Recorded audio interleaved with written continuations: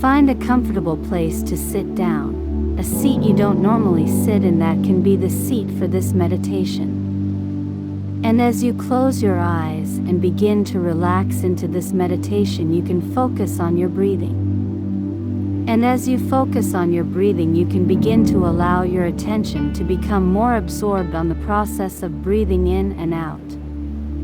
And you can notice how the chest moves, how the stomach moves, how the shoulders move as you breathe in and out. You can notice the sensation of air as it passes in and out of your nostrils, and perhaps you can notice which nostril the air is traveling through most. And as you pay close attention to the airflow in and out of the nostrils, you can notice the temperature of the air, and you may notice that the air is warmer on the out breaths and cooler on the in breaths. And while you allow yourself to be absorbed into the sensations of breathing, you can hear my voice talking in the background. And you can begin to learn how to increase comfort and reduce pain. And as the instinctive part of you learns and develops, you can begin to drift into a pleasant and calming place. It could be a pleasant calming place you know, or a pleasant calming place that is new to you here for this experience. And so as you listen to the sound of my voice, you can begin to learn how you can remove discomfort in the future. And this may sound unusual, but you know where the discomfort is, and you know that discomfort is there, and you know which areas of your body don't have discomfort, and you know the discomfort isn't in what you are resting on, it isn't in your bed, the discomfort isn't in any of the seats in your house, or in any seats in any other location. And the discomfort isn't in any room in your house or any rooms in any other buildings. The discomfort isn't in any vehicles or any other specific location. The discomfort is only in that one location you know it to be. And as you listen to this, you will be presented with ideas, and some of these ideas won't match with your situation, and other ideas will fit just right, and some ideas you can adjust on an instinctive level so that they fit just right. And as you listen to this, your mind can continue to focus on the sensations of the movement as you breathe and the sensations of the air temperature with each in-breath and each out-breath.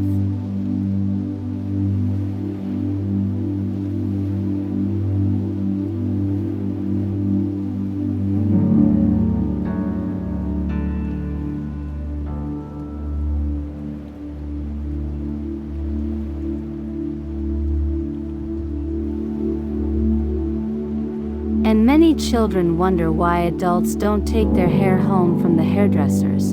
They would go into the hairdressers and look in a mirror and know what they want removed, and the hairdresser would be friendly and talkative and would cut off all the hair the customer doesn't want, and then the customer would look in the mirror and be pleased and would then pay the hairdresser and would then leave, leaving an old part of themselves in the hairdressers.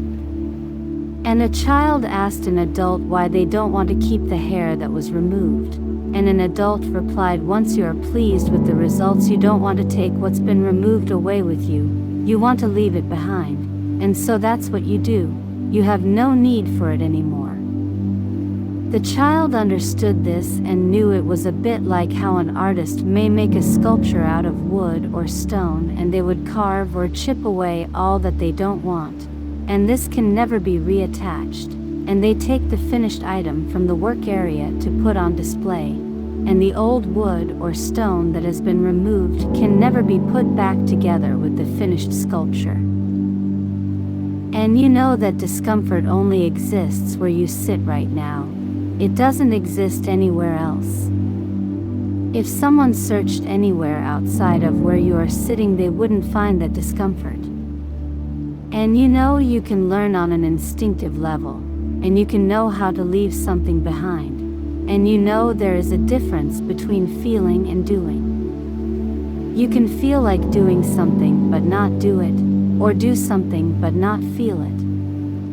And I don't know whether you will feel like leaving that chair at the end of the session, or whether you will actually decide to leave that chair at the end of the session. And I know you are listening to this because you want to leave something behind.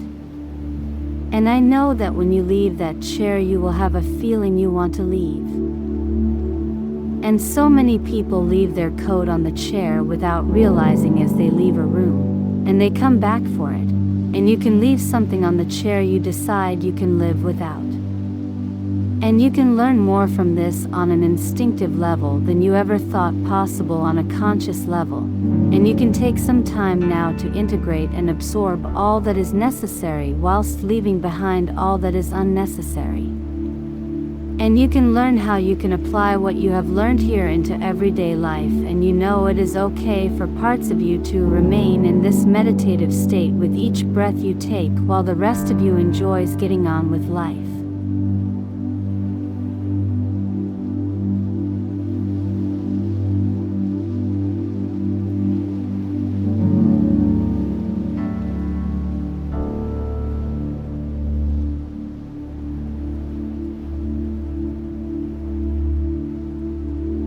And some people find focusing in on the sensations of pain and noticing individual sensations helps to take the focus off the experience of pain. Others find focusing outside of the pain and on something else helps to relieve the pain. And learning to be able to hold that focus where it is helpful is a skill you can develop. And others find what works best for them is to notice the pain and then, whilst remaining as still as possible, noticing what size it is, what shape it is, where it is located, what texture it has, what color it is. And then noticing what happens when you change the size, what happens to the pain when you make it larger, what happens when you make it smaller. What happens when you change the shape, perhaps making it more round, or more jagged? What happens as you try different shapes? What happens when you move it to a new location, even if that location is just a short distance from the original location? What happens when you change the texture of that pain, perhaps making it smoother or more rough? What happens when you change the color, perhaps getting rid of all color, or maybe making the color one you would associate with comfort? And the instinctive part of you can learn from this experience to know which changes to make to the representation of the pain to change the experience. And it can make those changes when it needs to do so. And the instinctive mind can't be told what to do. Sometimes you just need to let it know what you would like it to do, and then let it make the changes itself. And you can take a moment now to ask the instinctive part of you to make those changes, and can let it know a realistic time frame you would like those changes to happen within, and then let the instinctive part of you do what it needs to do to make those changes for you. And pain is made up of three components: past remembered pain, current experienced pain, and future anticipated pain. And by being aware you had pain in the past, and aware you are experiencing pain now, and aware you may experience pain in the future, this makes the pain worse.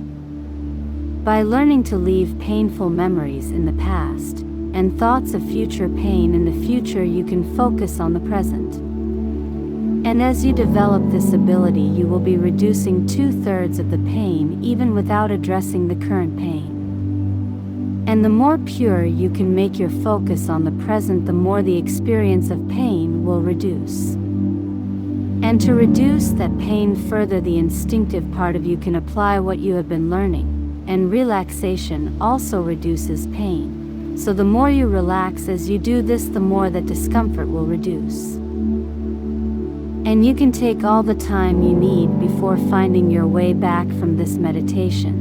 And as you do, the instinctive part of you can learn how to allow parts of your body to enter meditation independently of the rest of you.